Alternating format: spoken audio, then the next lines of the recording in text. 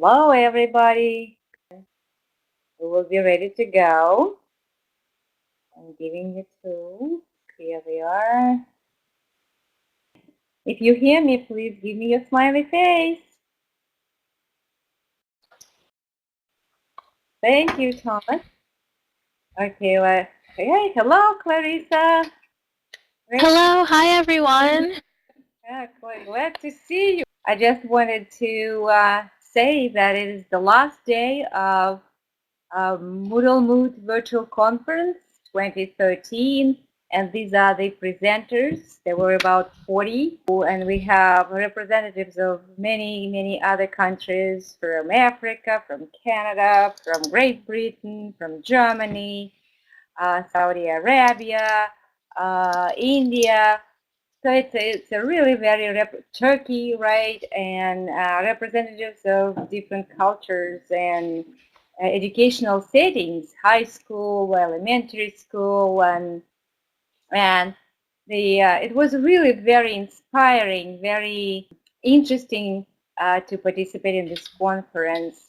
And so it is my pleasure and pride to present today one of my best students, Clarissa Rosario. So she was in two of my classes, methods of science and methods of social studies, and she really demonstrated creativity, talent. She learned so many tools and developed this love and passion about teaching effectively, teaching innovatively, and using technology. Thank you so much for coming. I'm Yeah. very honored. This is my first time presenting an online class, especially in front of an international audience, and I just want to let everyone know I'm so excited and so happy to be here. At our campus, we have summer program that is called S.U.R.E program, Summer Undergraduate Research Experience. And students and professors, faculty members from different divisions, from history, mathematics, science, and nursing department, and education, information technology, they offer project proposals for students to join. And then there is a committee on campus that selects students who applied to complete the project, and every student who win this opportunity is given a scholarship for a month. So some students do research for 2 months. And student researchers complete the research during summer months. In the middle of September, September 19th, students will present at the symposium for the college community and for educational community about the results of the research. Hi everyone. Thank you so much for joining us in this presentation of the engaging methods of using technology in the classroom. I'm looking at slide 1, which is showing the title of this presentation, Technology in Teaching, Methods of Engagement. Going to slide 2, I just want to give you a little bit of information about me. I attend Mount St. Mary College in New York in the United States. I am a math major going for my bachelor's degree, and I will be graduating in May of 2014. I've performed many hours of field work working with elementary school students up to 8th grade, from kindergarten to 8th, and I was a teacher's assistant for a 6th grade special ed classroom for 1 year.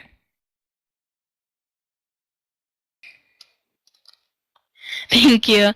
On the third slide, I have the table of contents, and this is just a brief overview of what I'm going to be talking about.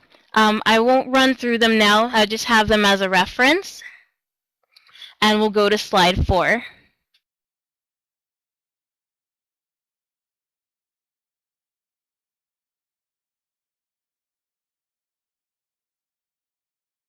If you're keeping up with me really well, can I see a thumbs up just to make sure we're on the same slide, slide 4? Excellent. Thank you so much, and I really appreciate you working with me considering the circumstances. All right. So this is how I got involved with the S.U.R.E project. S.U.R.E stands for Summer Undergraduate Research Experience. And so the first fact is that I've always loved technology, and every time I see it used in the classroom, the students are so engaged, learning is fun, and it really brings smiles to their faces, and you don't see them bored in the classroom. It's just really awesome. The second fact is that no other classes in my school have really taught me methods of using technology in the classroom as well as science and social studies methods, and I thank Dr. Ludmila Smirnova for that. And the third fact is that this research experience opportunity presented itself. It was called Facilitating Active Learning with Web 2.0 Tools.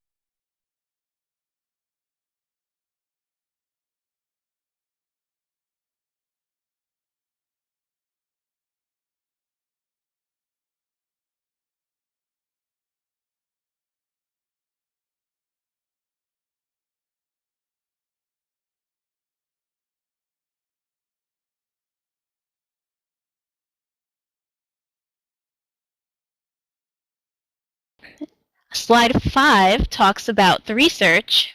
I proposed 3 research questions when I accepted this research. I was wondering, does the use of Web 2.0 technology in the classroom promote the active engagement of students in K through 12? Is Web 2.0 technology readily accessible to teachers of students in grades K to 12? And does integrating Web 2.0 technologies in the classroom improve the way teachers teach and learners learn? Now, in slide 6, my hypotheses that I concluded were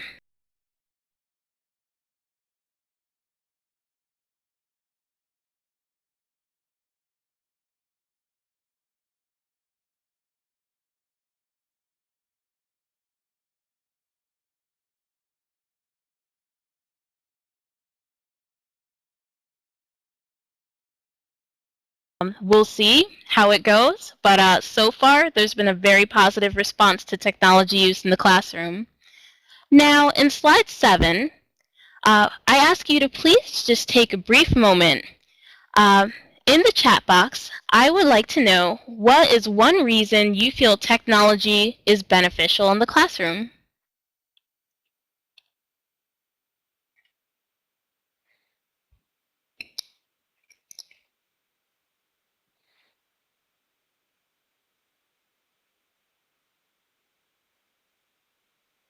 It allows students to express what they know. It motivates students. Yes, indeed, and I have that experience as well. Technology can be used for a variety of learners and also a variety of learning types, which is very important. It provides future careers and jobs. It helps them to collaborate and work with each other. Multimedia and networking stimulus, that's a big one because that's what our generation of students is all about. Social media, working with each other, social networking. It fosters teamwork and students become global learners. Students research more deeply into the topic, and that can also be used in a flipped classroom, which I will talk about in a little while. It helps and motivates students a lot. Thank you so much for your responses. Learning and teaching together, and students sometimes are able to work at their own pace. Exactly. Thank you so much. Looking at the slides again, I'll tell you why I love working with technology.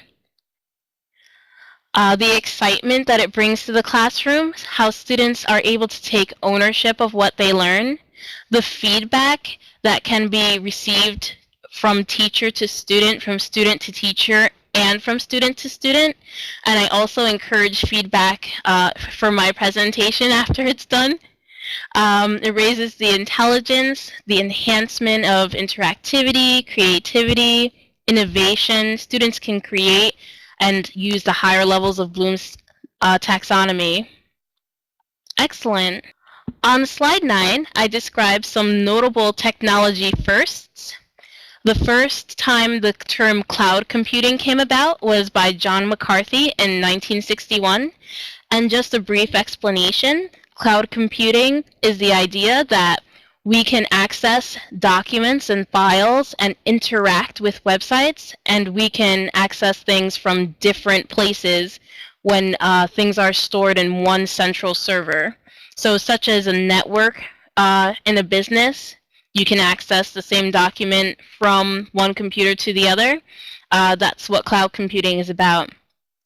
The first PC is the HP 9100A, launched by Hewlett-Packard in 1968. Now that looks like a very fancy typewriter, but it's actually a PC. Easier internet access was accomplished by Microsoft in the 1990s. You see Windows 95 and Windows 97. That's when we were really able to have access to the internet. The first wiki, and I'll explain a little bit about what wikis are, was created by Ward Cunningham in March 1995. The first blog was written by Bruce Abelson in October 1998, and that doesn't seem like too long ago either. The first iPhone was introduced in June 2007, and the first iPad was launched in January of 2010 by the Apple company. On slide 10, I want to show you about the popular social media used in the classroom. And feel free to add to the list in the chat box if you have any other ones that you love working with. Skype, Twitter, and Facebook are social media that have been integrated into classroom teaching. I know it kind of sounds scary when you think of students Skyping with each other or Facebooking each other in class, but with the right educational focus, I think it could work. Blogs. A blog is a weblog. It is when you input your information onto a site and you basically have like an online diary of everything you do. Now the kids could blog with sites such as Blogger, KidBlog, Glogster, but the teachers can also blog and have the students reflect on the information. So there's multiple ways to work with blogs in the classroom. I'll go to videos. Videos can be incorporated in if the tools are available through YouTube, Animoto, and Vimeo.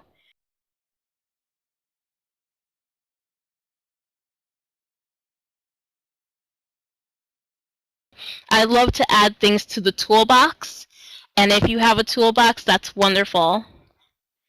Wikis. Some of the wikis are PBWorks, ClassDojo, and Blackboard. And what I'm going to do is I'm going to show you a YouTube link of me using the Photo Story software in order to make a video. It's such a simple video. Students could make it at many different grade levels, and you can make it as easy or as difficult as you want it to be.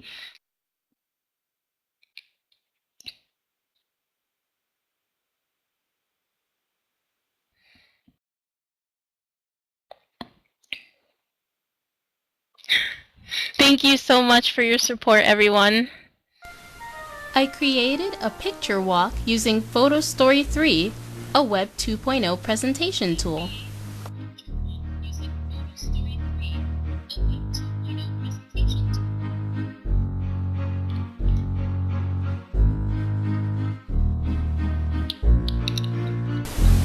Every morning, the first graders and I talked about the calendar and sang a Days of the Week song.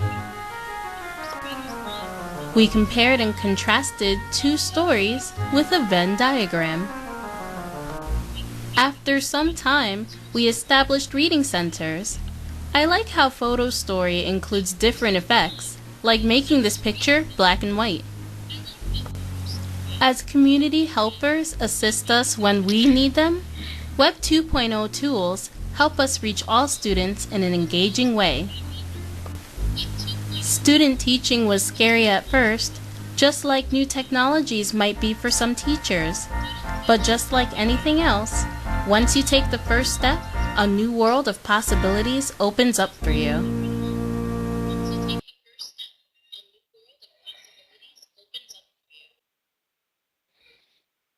So, oh, thank you so much. All right.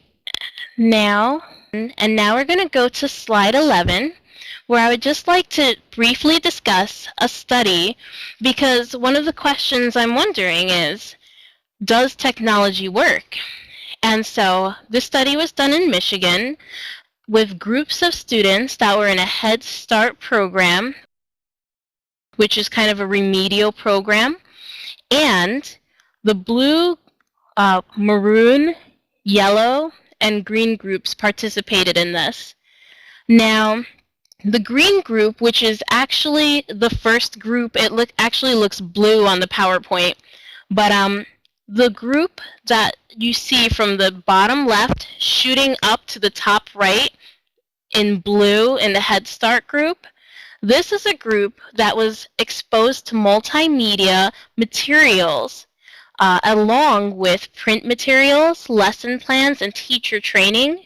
When all of those aspects combined, we actually saw a sharp increase from the pre-test material to the post-test material in this group of students.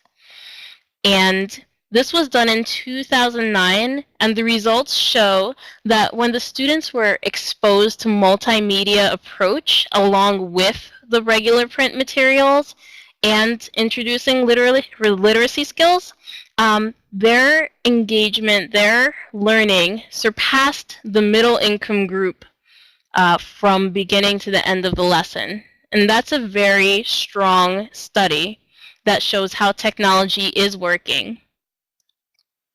On slide 12, we talk about what researchers are saying. Effective and adequate teacher training is an integral element of successful learning programs based on or assisted by technology. So it is important that teachers receive the training necessary to use and implement these technological devices. The second one says, when electronic resources have been carefully designed to incorporate what is known about effective reading instruction, they serve as powerful tools for teaching and learning. And that study was done by PBS Ready to Learn researchers. PBS is, in America, the public broadcasting system. It's a TV station that's focused on cultural and educational shows. And the last one says, handheld computers provide students with less expensive, anytime, anywhere access so that technology can be used throughout the learning process. And it's important to remember that the teacher using the technological tools is more important than the technology itself. So we'll also discover more technologies that teachers use. In slide 13, I take it from the research aspect to what our teachers are actually saying in our survey. The question was, I think I'm a better teacher with educational technology, and 87% of respondents moderately and strongly agreed. So if 87% of our teachers are showing that they're better teachers with educational technology, that's another piece of proof that technology in education is so important. And when they were asked, what are the advantages of technology in the classroom? Their responses were student-driven learning, collaboration, communication, immediate connection, engagement, and creativity, just as we discussed. Your answers were too. In slide 14, I ask you to please take another moment.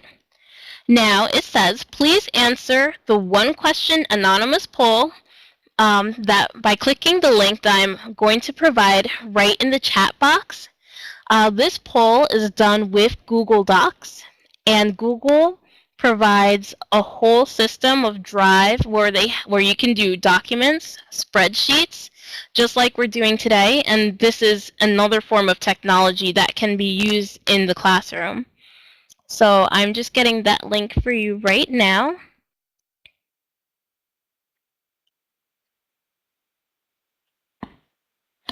Okay.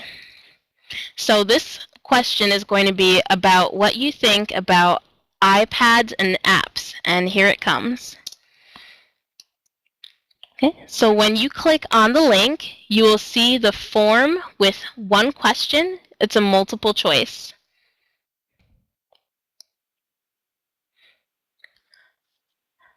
And I find that can be another way to engage students in the lesson. It's kind of like the icebreaker, having students answer a question. Thank you so much. And then at the end of the lesson, they're waiting to see what the results were. So I think that could be a good way of doing it.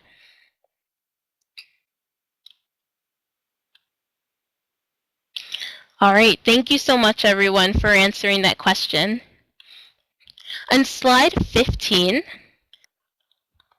we start transitioning into integrating iPad and iPhone apps in the classroom.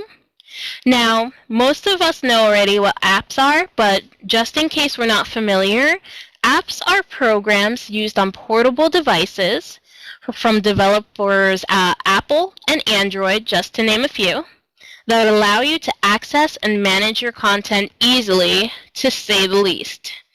Now, so far our surveyed teachers use the following apps in their teaching: SoundCloud, Screencaster, GarageBand, Pixorial, Edmodo. They use the iPad and they use FitnessGram, Google Drive, Wikis, ShoWe app, iMovie, Sketch, Whiteboard.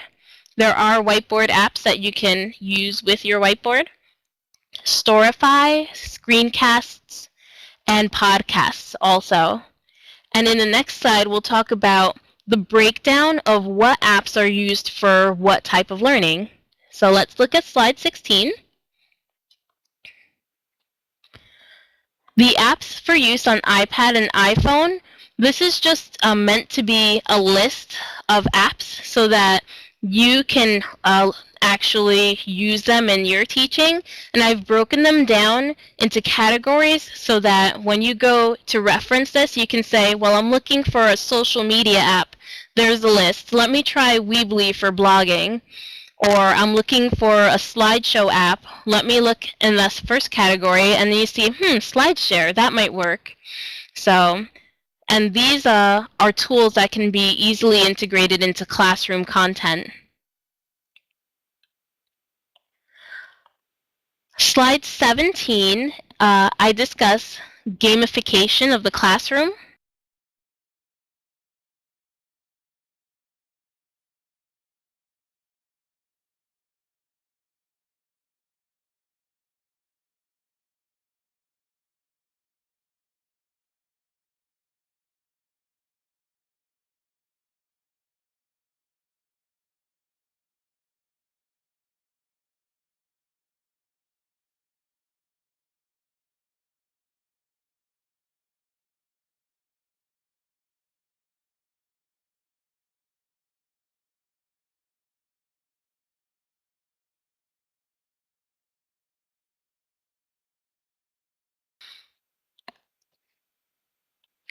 In slide 18, I talk about the flipped classroom. Now, for those of you who haven't heard of flipped learning before, it's when the ideas and classroom content is put in maybe a video form so that the students interact with it and learn from it outside of class. And the next day when the students come into class, what they're doing is they're doing activities that delve deeper into the content of what they learned outside of class. So sites that promote this are definitely Moodle, Edmodo, all those sites that you can use as a wiki sites, PBWorks. These sites allow the flipped learning aspect of a classroom to happen. And the impact of teacher shows that 99% of teachers would use it again next year. That's how impressed they were with the flipped classroom. So I would definitely give that a try if you haven't already. And I know some of you have.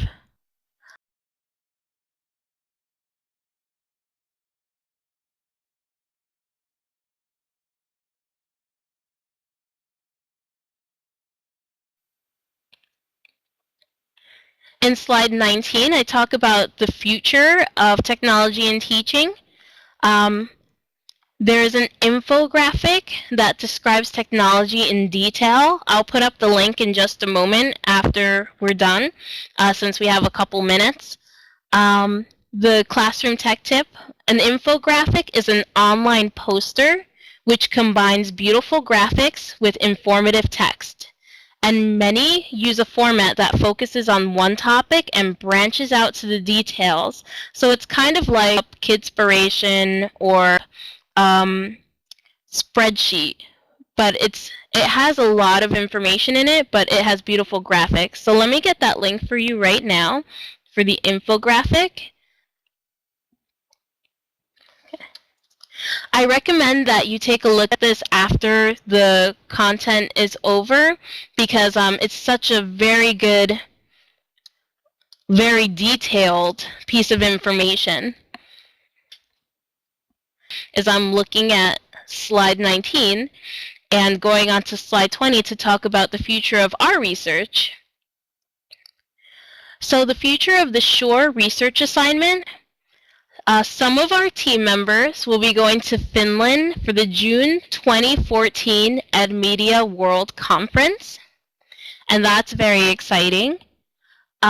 More research is needed, and I believe that going into elementary classrooms and collecting the data with an experimental group and a control group and determining what the difference is from pre-test to post-test would be a great way of determining if technology is working out for students or if it needs certain modifications to it. The third point is one of our goals is to discover what kinds of workshops should be designed so that teachers can have professional development on these technologies.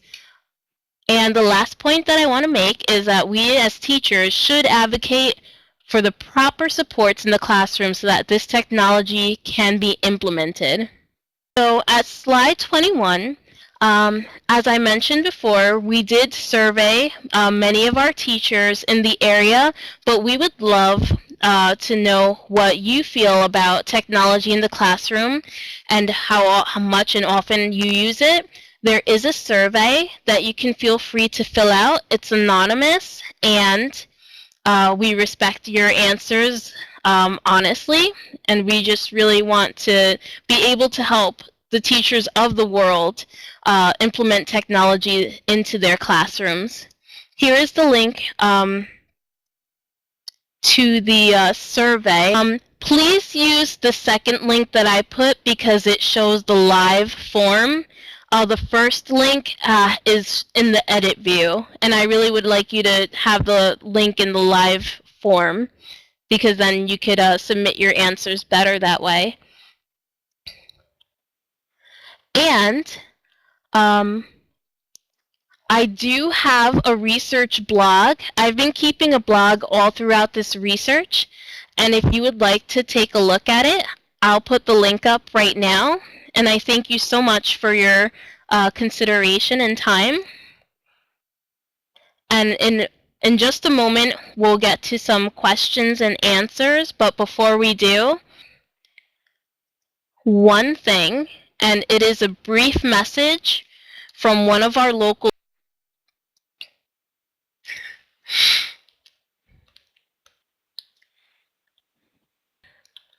Thank you so much for taking the time to be with us, and I would like to entertain some of the questions that you might have about this research. So, thank you very much. Clarissa. It was very insightful, very clear, and so really, everybody, you are welcome to ask questions. It only will help Clarissa be more prepared for her future symposium presentation. So, I see a number of people asking for the link, and I just need to know which one, which link you're asking for. infographics probably. Oh, the infographic link. Okay, thank you. And Oh, I see. Yeah. Does anyone have any other questions?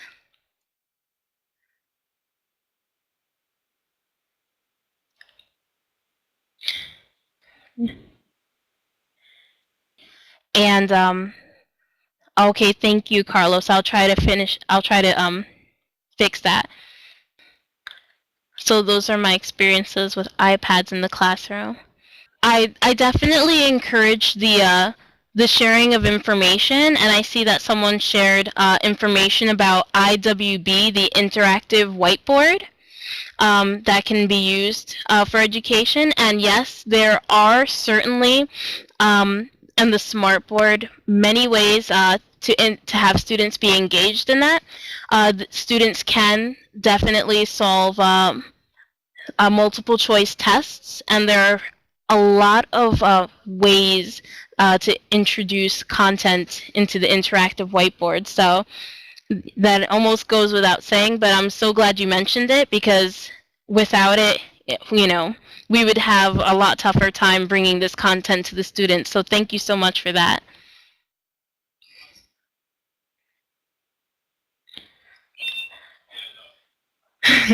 Thank you so very much, everyone. I really appreciate all of you.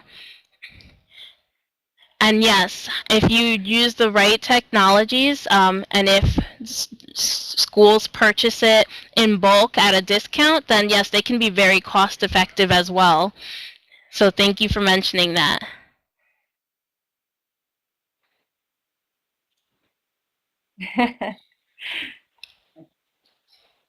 I really appreciate your positivity and feedback, and if you would like to stay on the journey, then I have provided the blog link there. Yes, that's a very good question. I do have an internet site, and I'll type it in right now. I have a Weebly, and it is Clarissa Rosario .weebly.com. Okay, I'm going to make sure that link definitely works for you before I leave you. And that actually gives like a mini profile of some of the things I've done, especially in one of my math classes. But I'm kind of using it now as a general information site about what I do in education. Okay, so it worked. And thank you very much for asking that. I really appreciate it. Clarissa is engaged, and so she will get married. So you can wish her. Yes, I am. Yes, and her fiance is really very supportive. He was at the presentation when Clarissa was presenting at the end of the June work. So it's really exciting, and I wish you good luck and continuation of this work. So you really deserve all stars in this world and this life, because you are hardworking, smart, and you deserve the best. So it's my pleasure, my pleasure. So good luck. Okay, thank you. See you later. All right. See you later. Thank you, everyone. Bye-bye.